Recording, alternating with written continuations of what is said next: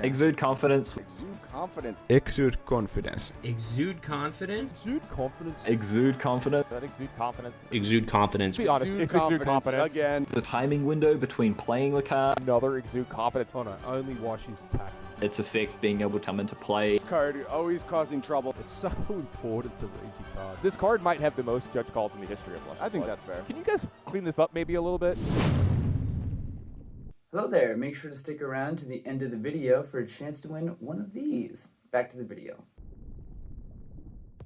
Exude Confidence has certainly earned a reputation as one of the most confusing cards in Flesh and Blood. The amount of questions players have asked about this card online is pretty staggering. I'm Mike from Blackout Party, and in this video I want to go over what exactly makes Exude Confidence so confusing and leave you with a solid understanding of the card so the next time you see this lady staring you down, you can proceed with complete confidence. Just a quick disclaimer, this video is based on Comprehensive Rules version 2.3.0, which is the current version as of this upload. Exude Confidence is a zero-cost, red pitch, 2-block, 4-power attack action with a continuous effect that reads, while Exude Confidence isn't defended by a card with equal or greater power, the defending hero can't play or activate instants or defense reactions this combat chain. And an activated ability that reads, instant, pay 3 resources, Exude Confidence gains +2 power.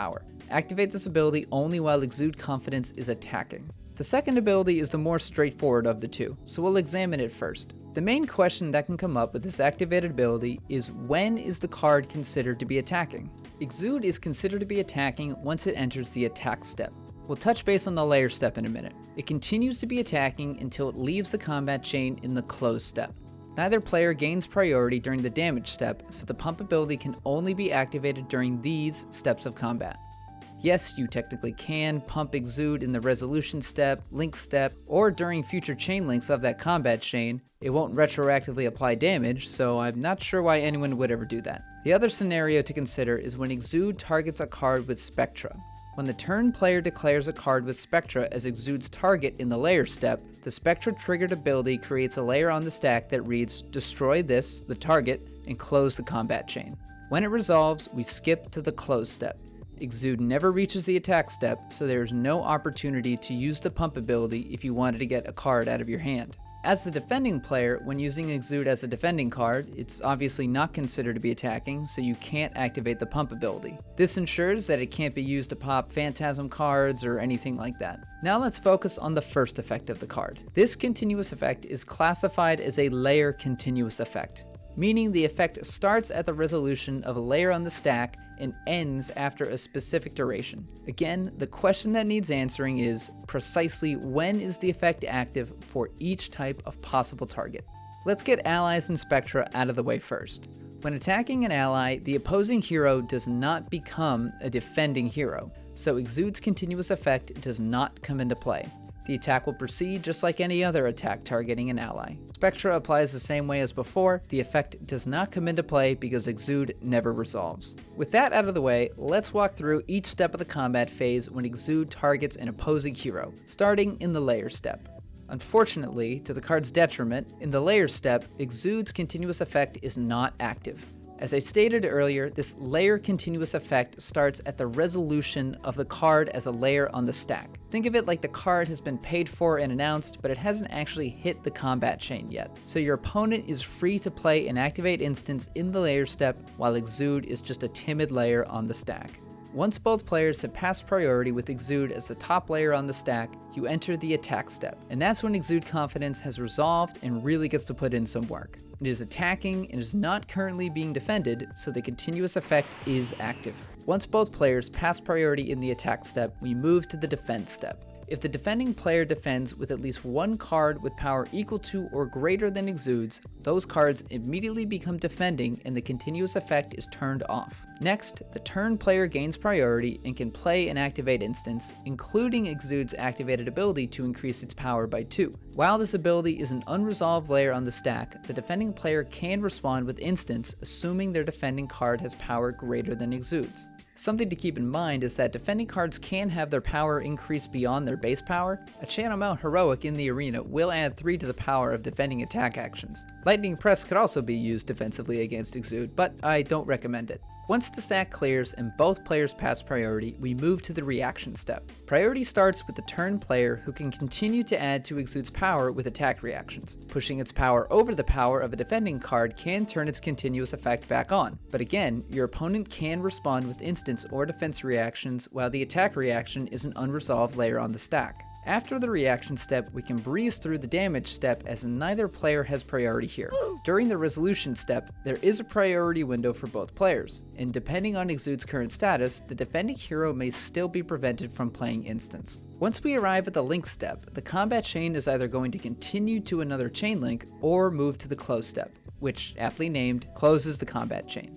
Exude does not have natural go again, but it's fairly common to see it given go again by other cards and abilities. If it has go again and another attack is played after it, we jump back up to the layer step, keeping the combat chain open with a new chain link. Even if this new chain link does not target the hero that Exude targeted, that hero is still potentially prohibited by Exude's effect. If a non-attack action or non-instant ability is played after Exude, that will advance combat to the close step. Similarly, even with an available action point, if the turn player chooses not to play or activate anything, same thing, move to the close step. Under most circumstances, when there is no action point remaining after playing Exude, combat advances to the close step. And with the combat chain closed, Exude has run its course. The defending player is released from its potential effect as it's only active during the combat chain it was in.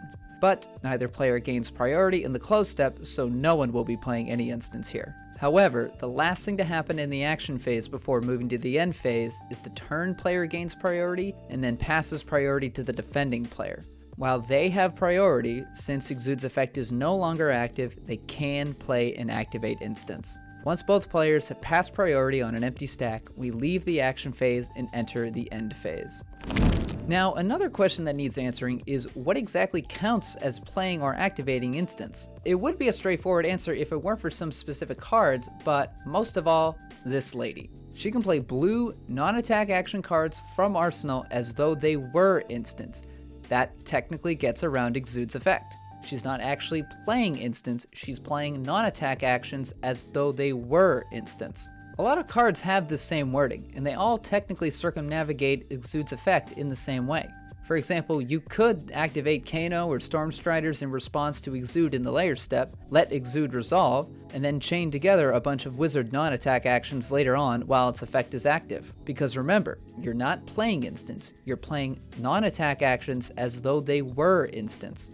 Most of the other non-wizard cards that let you play other cards as though they were instants only happen as the turn player and will probably never interact with Exude. Something else to remember is that Exude's continuous effect does not prevent the defending player from using triggered abilities and replacement effects. Most common to come up are the triggered abilities from Ironhide equipment in cards like Brothers in Arms, and the replacement effects from Arcane Barrier, Quell, and Spell Void.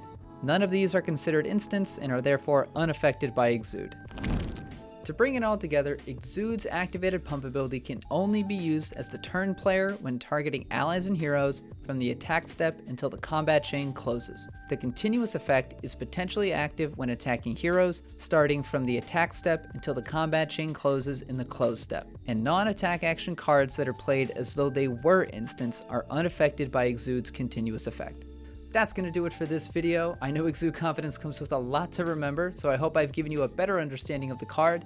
I'm hoping these videos can provide a great resource for players of every skill level. Please do give this video a like and subscribe to the channel if you're new here. Thanks for watching, and I will see you in the next video. Thanks for making it to the end of the video. If you'd like to get your hands on a Good Deeds Don't Go Unnoticed Content Creator Appreciation promo card, all you gotta do to enter the giveaway is be a sub to the channel, and put a comment down below by 5 p.m. Eastern Standard Time next Friday, which is May 5th.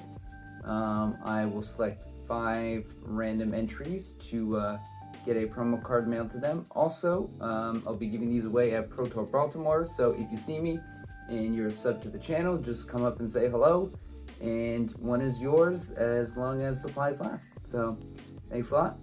Feel free to say hi. I will have these on hand.